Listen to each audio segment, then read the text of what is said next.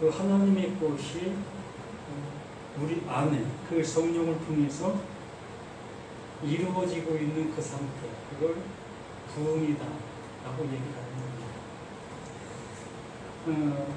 고린도전서 말씀을 우리가 들어보셨듯이 이 창조와 부활은 다른 말이지만 같은 의미의 내용을 갖고 있다고 했어요.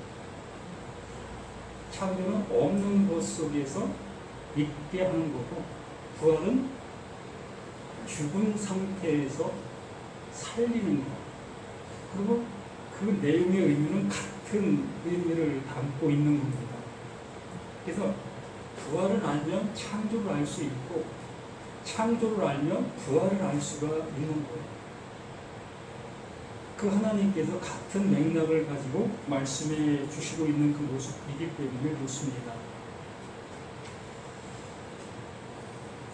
오늘 그 베드로 전서 3장 말씀을 통해서 지지난주에 우리가 그 아내들이여라는 그 말을 들었지요.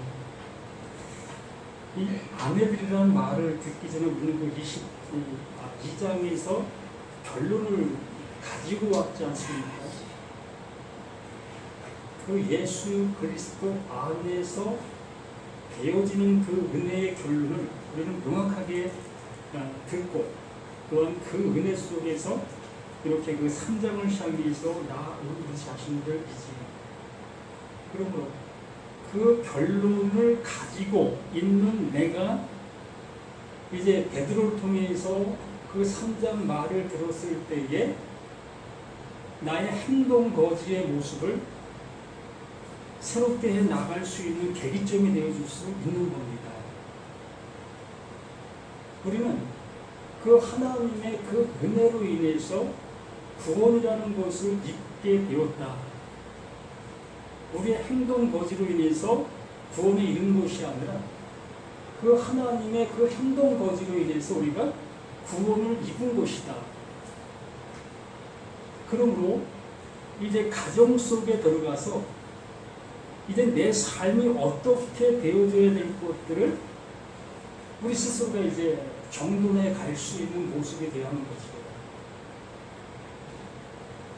말 그대로 내 삶이 좀 옳지 않은 그 모습 속에 내가 존재하고 있었습니다. 그럼에도 불구하고 그 하나님께서 나를 은혜의 자리로 이끌어 주신 그 은혜를 받았다는 거지요. 그렇다면 이 가정에 들어가서 가정의 환경 속에서의 내 삶의 모습이 어떠해야 되겠느냐의 모습으로 이 베드로가 우리에게 말아주고 있는 거예요.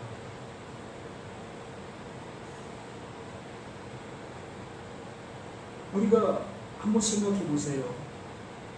1년 예수 믿었고 10년 예수 믿었고 또 수십 년 우리가 예수를 믿은 우리들, 신앙생활하고 있는 우리들, 그러면 그 하나님의 그 은혜를 받았다 여기면서 우리의 삶의 모습을 한번 보시라는 겁니다. 나의 삶의 모습은 조금 더 변화되지 않냐는 그 모습 속에서 내가 신앙이라는 것을 가지고 있는 그 모습으로 그 신앙을 향해 가고 있다면 도대체 뭘 얘기하고 있는 거냐는 거죠. 그만큼 이 베드로전서 2장과 3장은 너무나 밀접한 실제의 관계를 갖고 있어요. 그 하나님의 그 행함으로 인해서 내가 구원의 이름을 얻었잖아요. 내가 어떤 존재였었어요? 불의한 존재였던 거예요. 그걸 잘 매출시키시라는 겁니다. 나는 불의한 존재였던 나였고 하나님은 선한 존재의 존재였던 겁니다. 그 선한 존재가 행동 여지에 따라서 불의한 내가 어떻게 되는 거예요? 구원에 이르게 되어지는 것을 이 베드로가 그 2장을 통해서 명확하게 설명해 주었잖아요. 그러면 느껴지는 게 없습니까?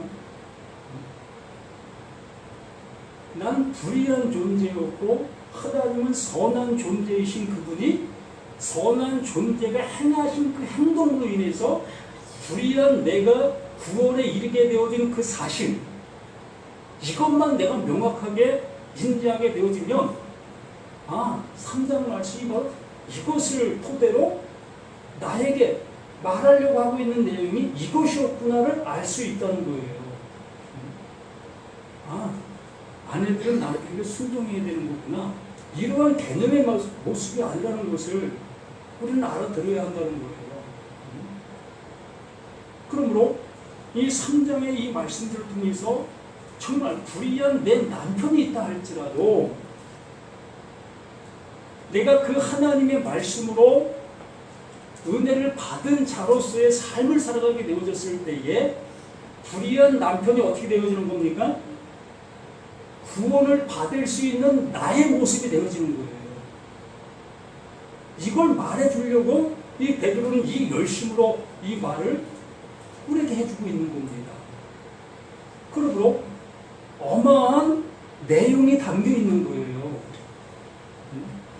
인간사의 어떤 그 옳고 그름의 그 얘기를 하고 있는 것이 아니라 그 하나님과 나, 에클레시아의 관계의 모습을 이 장을 통해서 명확하게 얘기해 준 다음에 이제 너는 현장에 들어가서 너의 가정에 들어가서 그 에클레시아로 한번 살아가 볼래? 아니 나로 한번 살아가 볼래? 누구? 그 하나님으로 이걸 말씀해 주시려고 하고 있는 거예요. 그러면 우리의 삶이 어떻게 되어져야 되겠어요? 불의한 나가 어떠한 모습으로 선한 나로 변해져야 되는 것은 당연직인 거예요. 이건 율법도 아니고 당연지사 속에서 그 하나님의 그 말씀이 내 안에 존재하고 있다면 그 존재로 인해서 당연지사로 되어지고 있는 그 모습이 되는 겁니다.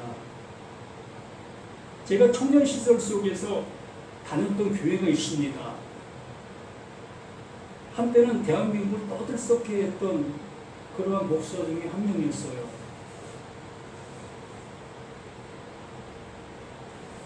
그 목사가 어느 곳에 가서 개척을 해도 수개월 만에 50명, 100명 이렇게 부흥이 됐어요.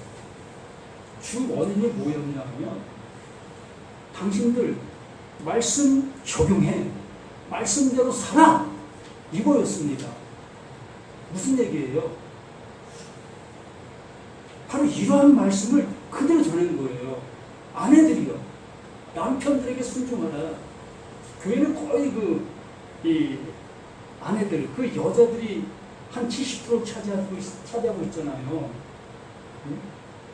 그러므로 집에 가서 그 남편들에게 정말 잘하라는 거예요. 복음이 아니었지요. 율법이었지요. 그런데 그 율법이 먹히는 거예요.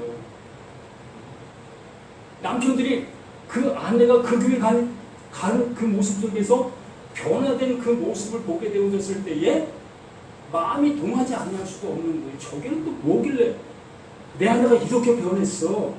밥도 차리지도 않던 이 아내가 이렇게 변했어. 이렇게 되어지니 궁금해서라도 그 교회 안 가겠습니까? 이러한 모습으로 대한민국을 떠들썩하게 흔들고 있었던 그 교회가 있었습니다. 지금은 좀 잠잠한 그 모습이지만 이렇게 우리는 복음을 모르는데도 그렇게 하고 있는 그 모습 속에 우리는 복음을 아는 자들인데도 그렇게 못하고 있는 모습이라면 참 우리는 아무것도 못하고 있는 모르는 자가 될 수밖에 없는 거예요.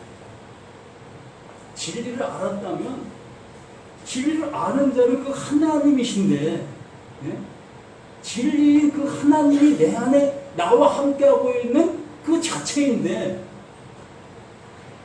그러면 그 진리가 살아온 그 모습으로 살아가야 되는 것이 당연한 거 아닙니까?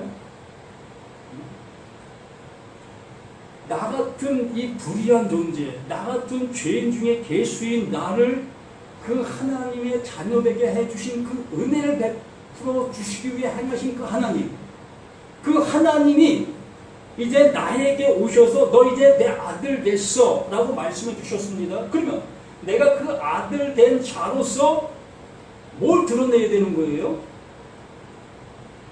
그 아들됨을 드러내는 삶을 살아가야 되는 거예요. 이게 정점입니다. 우리가 믿는, 우리가 따라가고 있는 그 하나님의 정점이 여기에 있는 거예요. 구원받는 것은 당연지사의 모습이죠. 이제 구원받은 존재로서의 구원받지 못한 자들을 이끌 수 있는, 돌아오게 할 수 있는, 구원에 이르게 할 수 있는 그 삶이 이제부터 시작이 되어야 되는 거예요. 이게 복음의 시작인 거예요. 이게 사도행전의 모든 것들이고요.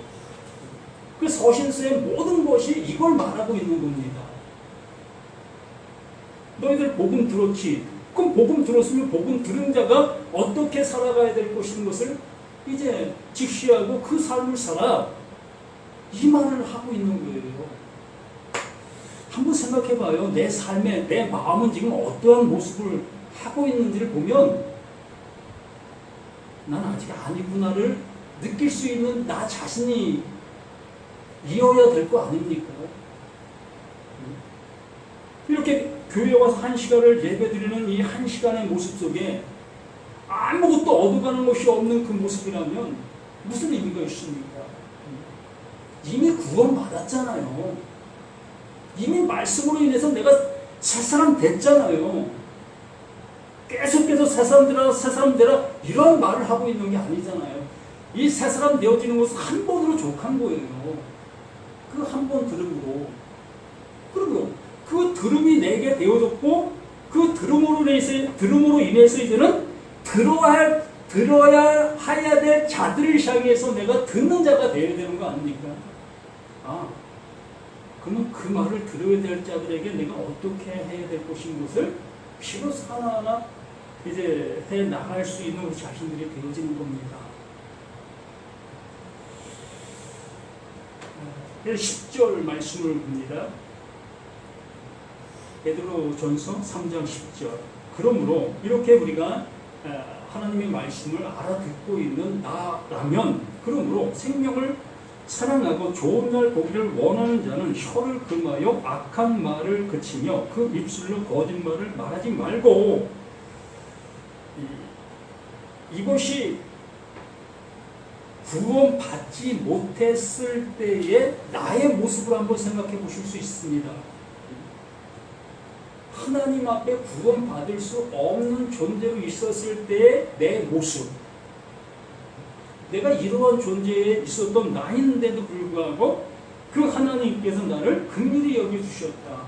이러한 모습에 있었기 때문에 나를 긍휼히 여겨주셨다. 뭔가가 스쳐 지나가고 있지 않습니까? 이러한 모습에 있는 나를 이렇게 해주셨습니다. 그러면 난 이러한 것을 알게 된 나로서 이제 내가 주위를 볼 수 있는 눈이 확장되어지는 겁니다. 난 아직도 이것이 되어지지 못한 자라면 나도 이것을 들어야 될 존재로 남아있는 거예요. 이 말씀으로 인해서 내가 새롭게 그 하나님으로 인해서 구원받을 자로 이 말씀을 들어야 되는 겁니다. 그러나 이미 그 말씀이 내게 들려진 자들이라면 난 그 은혜 받은 자야 라고 여기고 있는 자들이라면 이 말씀이 이제는 이웃을 향해서 갈 수 있는 말씀으로 들어야지요. 성령을 내보일 수 있는 그 모습으로 내가 나아가야지요. 이건 억지로 되는 게 아니에요. 그 말씀이 내 안에 집이 되어지면 내 모든 모습은 당연지기상 나를 부인시키고 그 하나님이 원하시는 모습이 되어지는 거예요.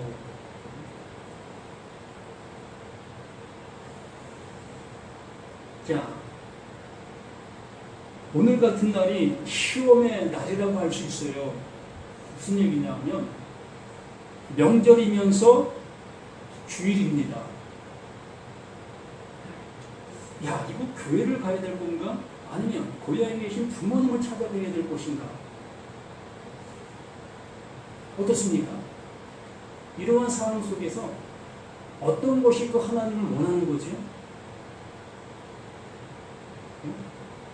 답내기 어렵습니까? 쉽습니까? 저 또한 교회를 우선으로 여겼습니다. 교회를 우선으로 여겼어요. 그러나 하나님의 말씀이 내 안에 집을 이룬 자라면 이제 그 생각의 모습이 바뀌어져야 되는 거예요. 우리가 교회라는 교회를 한문으로 가르칠 겸 모일해로 번역을 해놨어요. 그래서 교회라는 곳은 모여서 가르치는 곳이라는 그 이미지를 담고 있습니다. 그래서 이렇게 이 교회라는 곳에 와서 이렇게 모여서 전 이렇게 이걸 가르치고 또 여기서 이렇게 듣고 이걸 교회라고 여기고 있어요. 근데 성경에서 말하고 있는 교회는 에클레시아라는 그 의미로 말씀해 주시면서 어둠에서 빛으로 건진받는 것, 나라는 나에게서 그 예수 그리스도 안으로 이끌려지는 것, 이걸 교회다라고 얘기를 하는 거예요. 죽음에서 생명으로. 그러므로 우리 모두가 그 에클레시아가 되었다면 그 에클레시아를 행할 수 있는 곳을 향해서 가는 거예요. 진정한 교회를 이룰 수 있는 곳을 향해서 가는 거예요. 이게 신앙의 모습이 바뀌어지는 겁니다. 그것이 나에게 되어지지 못한 그 모습 속에서는 내가 에클레시아가 되기 위하여 모일해 가르칠 교, 이러한 거물적인 모습을 향해서 갈 수밖에 없었던 거고요. 이것이 정말 이 하나님의 말씀으로 인해서 내가 되어진 그 모습이라면 정말 그 에클레시아를 향해서 그것을 이룰 수 있는 곳을 향해서 담대히 가는 겁니다. 뒤도 돌아올 거 없어요. 교회가 야 중직인데 너 야 장로가 주의를 빼먹고 말도 안 되잖아요. 이게 모일해 가르칠 교회의 모습인 겁니다. 우리는 이러한 모습에서 벗어날 수 있어야 되는 겁니다. 정말 그 하나님이 원하시는 그 일이라면 우리 그 일을 위해서 조금 더 꺼림없이 나아갈 수 있는 우리 자신들에 대한 것. 여기에 그렇게 말하는, 그러므로 생명을 사랑하고 좋은 날 보기를 원하는 자는 혀를 금하여 악한 말을 그치며 그 입술로 거짓을 말하지 말고, 그 거짓, 정말 그 거짓을 말하지 않는 그 하나님이 원하시는 그 말을 할 수 있는 우리 자신들 모두가 되어야 할 것이라는 거예요. 남편이 밤을 새서 힘들게 일하고 왔어요. 주일날 새벽에 들어왔습니다. 그래서 이제 그 남편의 힘든 모습 속에서 밥을 차려달라고 얘기를 하지요. 그 아내는 절실한 기독교 신자예요. 그러한 모습 속에서 남편이 밥을 차려달라고 했을 때에 그 아내는 자신도 피곤하다는 그러한 모습으로 그 말에 반응도 하지 않냐합니다. 그러면 인간적인 관계 속에서도 이게 옳은 겁니까? 그런 겁니까?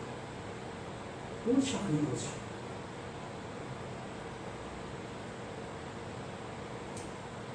남편은 그 모습을 보는 거예요. 남편에겐 복음이 없어요. 성경이 없다는 겁니다. 그런데 그 아내가 성경이 되는 거예요. 그 아내가 말씀이 되는 거고요. 이걸 잘 이해하시기 바랍니다.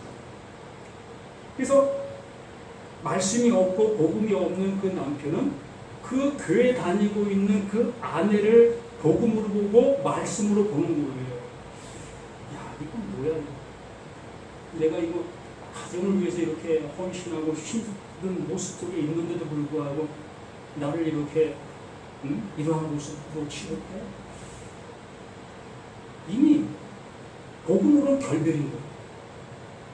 또 인간적인 모습에서도 결별인 겁니다. 단호하게 말씀드리는 거예요. 이러한 관계는 가정의 관계가 아니에요. 아내가 남편을 위해서 헌신 그것을 하라고 말씀드리는 것이 아니라 단편적인 모습이 그러하다는 겁니다. 정말 우리 자신들이 그 남편을 향해서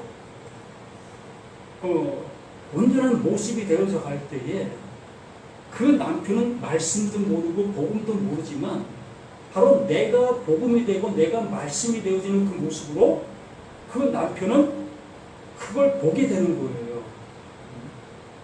그걸 보게 되어졌을 때에 누군가를 통해서 그 남편이 말씀을 듣게 되어졌을 때 아, 말씀이 그거였어? 우리 아내가 바로 그런 삶을 살았는데 우리 아내가 그러한 모습을 보이고 있었는데 야, 그게 복음이야? 그 마음속에 그 씨앗이 그렇게 뿌려지는 겁니다. 가정에서 그러한 관계가 이루어지지 않고 있다면 복음은 꿈도 꿀 필요 없는 거예요. 아내들이 교회 와서 늘 기도하는 게 그 기도 아닙니까? 우리 남편 예수 믿게 해달라고. 어림없어요. 정말 내가 복음이 되어지지 못하고 있는데 그 하나님이 기뻐하시는 그 모습이 되어지지 못하고 있는데 무슨 남편이 예수 믿기를 바라고 있습니까? 정말 각성하시기 바랍니다. 악에서 떠난 선을 행하고 화평 구하며 그것을 따르라. 주의 눈은 의인을 향하고 그의 귀는 의인의 강구에 기울이시되 주의 얼굴은 악행하는 자들을 대하시느니라. 그럼 내가 구원 받은 자로 여기고 있습니다.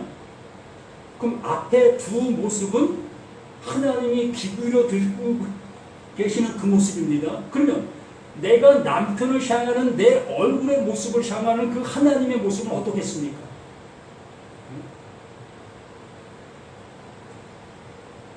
나를 향해서 진노의 그 모습으로 나를 바라보고 계시는 거 아닙니까?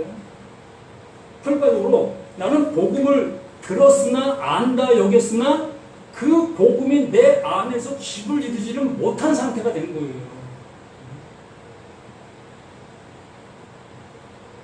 그 하나님이 그 예수가 로마 병사들을 통해서 채찍질을 맞고 침뱉음을 당하고 그러한 수모와 그러한 모습을 당했을 때에 저들은 저들의 행하고 있는 것이 무엇인지 모르기 때문에 저러고 있다. 그러므로 그 하나님 저들의 죄를 저들에게 돌리지 마시고 저들을 불쌍히 여겨주십시오. 당연히 그거 아닙니까? 우리들의 모습이 내 남편과 내 아내가 내 이웃이 이러한 것을 알지 못하는 그들에게 좋은 모습을 바라고 있는 내가 잘못된 거 아닙니까? 이 명절이라는 이 좋은 날 왜 이러한 얘기를 하고 있느냐? 정말 이 명절이 이러한 모습으로 세워져야 될 것이라는 거예요. 형제가 형제를 그냥 느르렁 대고 부모와 자식 간에도 이율타산으로 얽매여 있는 그 모습들, 왜 용서라는 가지고 있는 그들이 그 용서라는 그것을 행하지 못하고 있느냐는 거예요.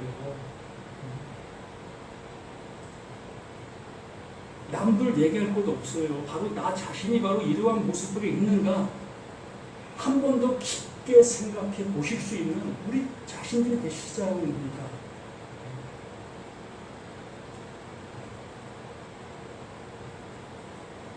그러므로 이 모든 말씀들이 나를 향하고 있는 그 모든 모습인데 정말 이 말씀들이 여기 말하고 있는 모습처럼 주의 눈은 의인을 향하고 그의 귀는 의인의 간구에 기울이시되 정말 내가 지금 행동하고 있는 이 모습이 그 하나님께서 기뻐하실 수 있는 그 모습으로 나를 향할 수 있는 내 모습인 걸 한번 보시라는 거예요.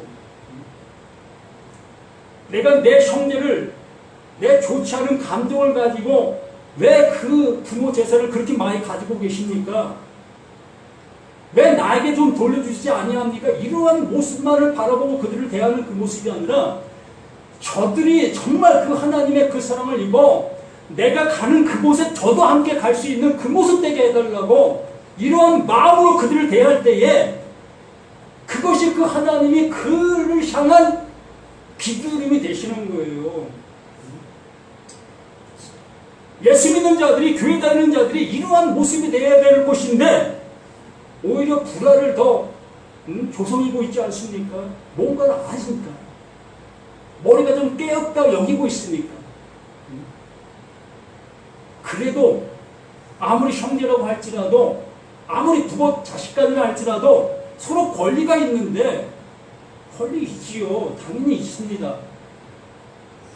그러나 권리 이전에 그 하나님이 나를 향해서 긍휼히 여겨주신 그 긍휼을 아는 자들이 아닙니까? 그 긍휼을 받은 자들이 그걸 따지고 있는 우리 자신들이라면 참으로 믿지 않는 그 형제들보다 못한 거지요. 그 형제들은 자, 술 한잔 따라. 자, 우리 진한 감정 다 있자. 이거 한 잔 마시고 다 있는 것이 세상적인 형제들 그들의 모습이에요. 근데 잊고 있습니까? 교회 와서 우리 형제 용서해 주십시오. 아무리 외침들 무슨 의미가 있습니까? 한 발짝도 걸어가지 못하고 있는 그 모습을 가지고 있는 나의 모습인데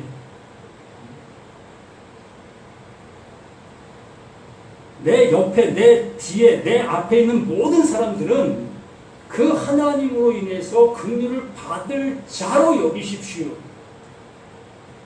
긍휼을 받을 자로 여기시게 되면 바로 나는 그를 향해서 정말 그 하나님의 내게 주신 그 은혜를, 그 사랑을 전해줘야 될 나로만 존재할 수밖에 없는 거예요.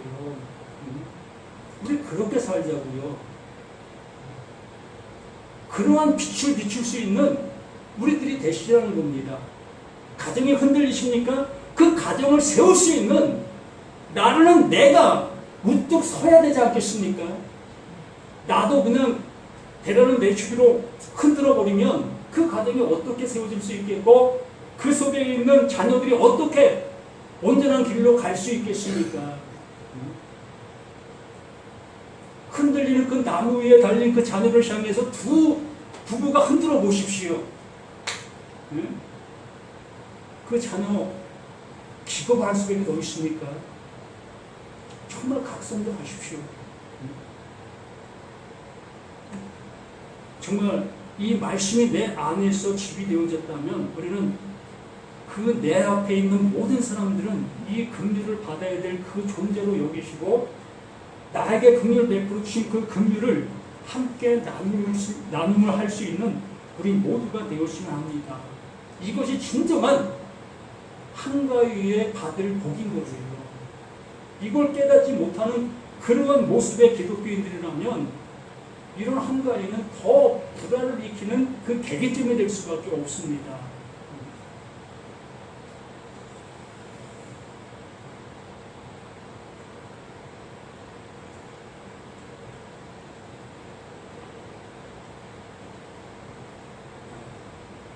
오늘도 주님께서 주시고자 하시는 그 은혜 속에서 정말 그 아내된 자가 그 하나님이 주신 그 은혜를 받은 자인 겁니다. 그 아내라는 것은 그러면 그 은혜를 받은 자로서 살아가고 있는 우리 자신들의 모든 모습이 정말 아름다운 빛을 발할 수 있는 저와 우리 모두가 되시기를 간절히 부탁드립니다. 생명을 주시고자 이렇게 귀한 시간 속에서 우리에게 말씀해 주시고 계시는 그 하나님의 그 사랑을 다시 한번 아버지여 되새겨 봅니다. 하나님,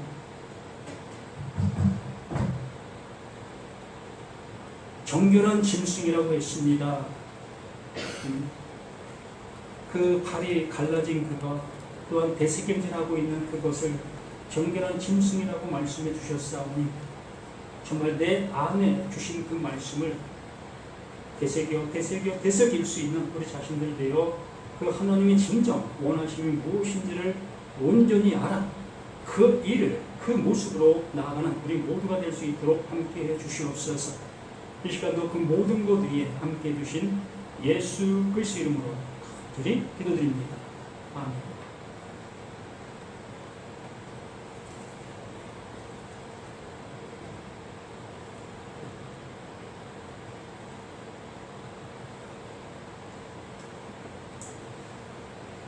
찬송가 301장